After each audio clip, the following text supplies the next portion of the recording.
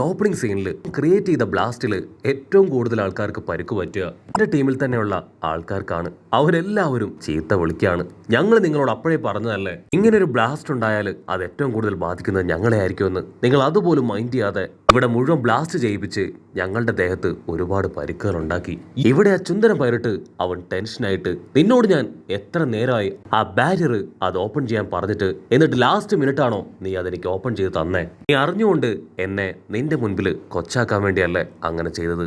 ഞാൻ നിന്റെ മുൻപിൽ റിക്വസ്റ്റ് ചെയ്ത് തല താഴ്ത്തി നിൽക്കുന്നത് നിനക്ക് കാണണമായിരുന്നു. അതിനാ പച്ചത്തലയും പറയും, അയ്യോ അങ്ങനെയൊന്നുമില്ല, സത്യത്തില് ഞാൻ നിന്റെ പവർ എന്താണെന്നൊന്ന് പരീക്ഷിച്ചതാണ്. മാത്രമല്ല നീ കണ്ടില്ലേ ഈ വില്ലന്മാര് അവരെല്ലാവരും റോബിൻ സെൻപായെ അറ്റാക്ക് ചെയ്യാനായിട്ട് റെഡി ആയിട്ട് നിൽക്കുകയാണ്.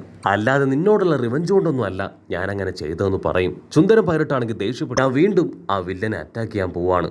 ഒരു കാരണവശാലും നേരത്തെ ഉണ്ടായതുപോലുള്ള സംഭവം ഇനി ഉണ്ടാവാൻ പാടില്ല. എന്തെങ്കിലും പ്രശ്നം ഉണ്ടായാൽ ഞാൻ ഓടി വരും. അപ്പം തന്നെ നീ എനിക്ക് ബാരിയർ ഓപ്പൺ ചെയ്ത് തരണമെന്ന് പറഞ്ഞ് ചുന്ദരം പൈരട്ട് അവിടുന്ന് കടന്നു പോകും. പച്ചത്തലേനാണെങ്കിൽ അതൊട്ടും ഇഷ്ടാവില്ല. ഇനി ഒരിക്കലും ഞാൻ നിനക്ക് ബാരിയർ തുറന്നു തരില്ല. ഞാൻ ഈ ബാരിയർ ക്രിയേറ്റ് ചെയ്തത് പോലും ഞാൻ ഒരുപാട് ബഹുമാനിക്കുന്ന സ്നേഹിക്കുന്ന എൻ്റെ റോബിൻ സെൻപായ്ക്ക് വേണ്ടിയാണ്. അവിടുന്ന് അങ്ങനെ സൂം ചെയ്ത് റോബിനെ കാണിക്കും. അവളാണെങ്കിൽ ഇപ്പോഴും കാലിൽ ചവിട്ടി ചവിട്ടി റബേക്കയെ തേടി മുകളിലേക്ക് പോവാണ്. അപ്പൊ അവിടുന്ന് അങ്ങനെ സൂം ഔട്ട് ചെയ്ത ലോങ് ഷോട്ടില് ആ വില്ലൻ അവനാണെങ്കിൽ ഇപ്പൊ റോബിനെ പോയിന്റ് ചെയ്ത് കണ്ണെടുത്ത് അവളെ ഷൂട്ട് ചെയ്യും. അത് കണ്ട നമ്മുടെ പച്ചത്തലയൻ അവൻ ഞൊടിയിടയിൽ ഒരു ബാരിയർ ക്രിയേറ്റ് ചെയ്ത് ആ ബുള്ളറ്റ്സിനെ തടയാണ്.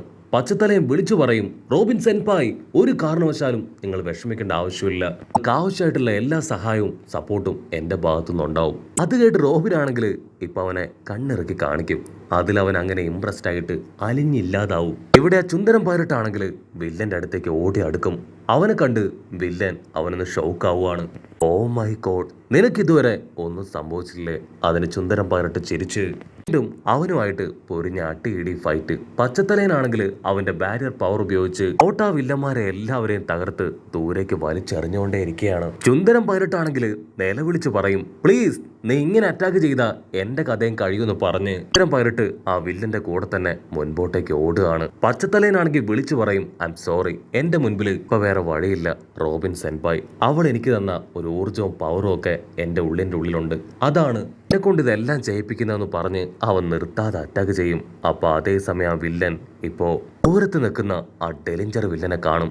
അവനാണെങ്കിൽ ഡേഞ്ചറിനോട് പറയും, ആ റോബിൻ ആ റബേക്കയെ സഹായിക്കാനായിട്ട് മുകളിലേക്ക് പോകുന്നുണ്ട്. ഒരു കാരണവശാലും അവളെ വിടരുത്, കൊന്നു കളയണം. അടുത്ത നിമിഷം ഐഡിയോ അവനാണെങ്കിൽ കൈ നീട്ടി ഡെലിഞ്ചറിനെ പിടിച്ചു വലിക്കുകയാണ്. ഓ നിന്റെ കാറ്റ് ഇതുവരെ പോയില്ലേന്ന് ചോദിച്ച് ഡെലിഞ്ചർ ആണെങ്കിൽ വീണ്ടും ഐഡിയോയെ തല്ലി തല്ലി കൊല്ലുകയാണ്.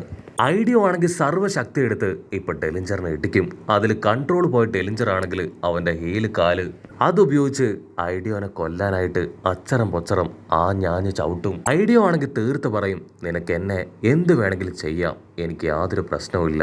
ഇതേ സമയം അവിടെ ലൂഫി അവൻ തീർച്ചയായിട്ടും നിങ്ങളുടെ ക്യാപ്റ്റൻ ആ ഡോഫ്ലമിംഗോയെ കൊന്നിട്ടുണ്ടാവും. എനിക്ക് അവന് കൊടുക്കാൻ പറ്റുന്ന ഒരേ ഒരു കാര്യം മാക്സിമം നിങ്ങളെയെല്ലാം ഒരുപാട് നേരത്തേക്ക് ഇവിടെ പിടിച്ചു നിർത്തുക എന്നതാണ്.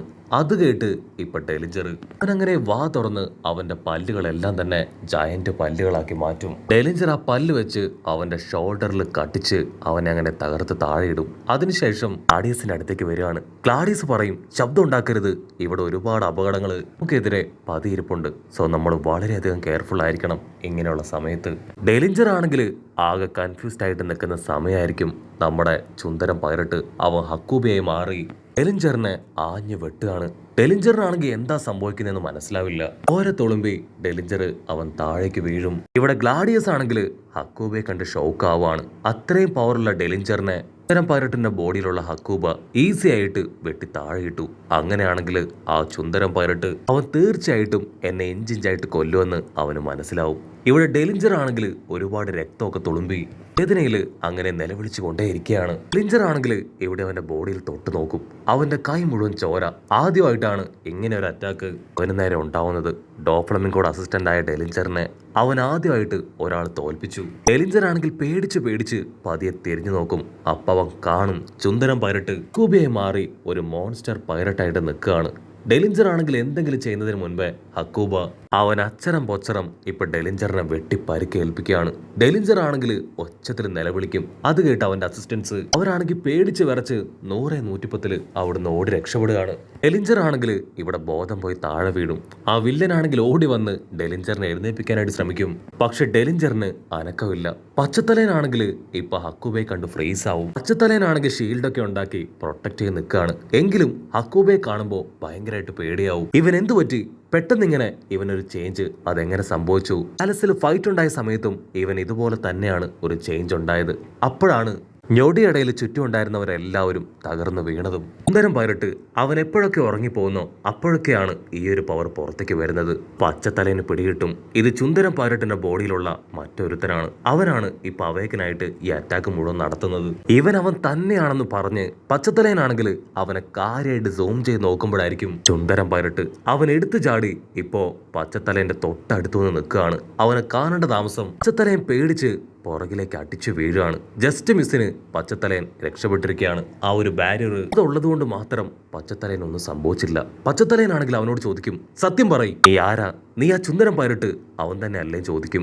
അതിന് ചുന്ദരം പൈറട്ടാണെങ്കിൽ ഒന്നും മിണ്ടാതെ അവന്റെ ഭയാനകമായ ഫേസ് അത് കാണിച്ച് അങ്ങനെ ടെററായിട്ട് നിൽക്കും. പച്ചത്തലയനാണെങ്കിൽ ഉടനെ അവന്റെ ബാരിയർ പവർ അത് 360 ഡിഗ്രിയിൽ അവനെ റൗണ്ട് ചെയ്ത് ക്രിയേറ്റ് ചെയ്യും. അതുകൊണ്ട് തന്നെ ചുന്ദരം പൈറട്ട് അച്ചറം പൊച്ചറം ആ ബാരിയറിൽ ആഞ്ഞു വെട്ടിയിട്ടും അതില് ഒരു സ്ക്രാച്ച് പോലും വീഴുന്നില്ല. കാണുമ്പോ പച്ചത്തലയിന് കുറച്ച് കോൺഫിഡൻസ് ഒക്കെ വരും. ഹാവ് കുഴപ്പമൊന്നുമില്ല, ഇവനെ കൊണ്ട് നമ്മൾ ഒന്നും ചെയ്യാൻ കഴിയില്ല എന്ന് പറഞ്ഞ് അവനാണെങ്കിൽ ഇപ്പോ ചുന്ദരം പൈറട്ടിനെ വെല്ലുവിളിക്കുകയാണ്. നീ എന്തൊക്കെ ചെയ്തിട്ട് ഒരു കാര്യവുമില്ല, എന്റെ ബാരിയറിൽ ഒരു സ്ക്രാച്ച് പോലും നിനക്ക് ഇടാൻ പറ്റില്ല. ഈ വെറും ശിശുവാണ്. എന്റെ പവറിനെ കുറിച്ചും എന്റെ എബിലിറ്റിയെ കുറിച്ചും എന്തെങ്കിലും നിനക്കറിയോ? നിന്നെ കൊണ്ട് ഫൈറ്റ് ചെയ്യാൻ പറ്റുന്നത് ഇപ്പൊ കണ്ട ഈ ലോക്കൽസിന്റെ അടുത്ത് മാത്രമാണെന്ന് പറഞ്ഞ് നിർത്താതെ പച്ചത്തലയൻ അവനെ കളിയാക്കിക്കൊണ്ടേയിരിക്കും.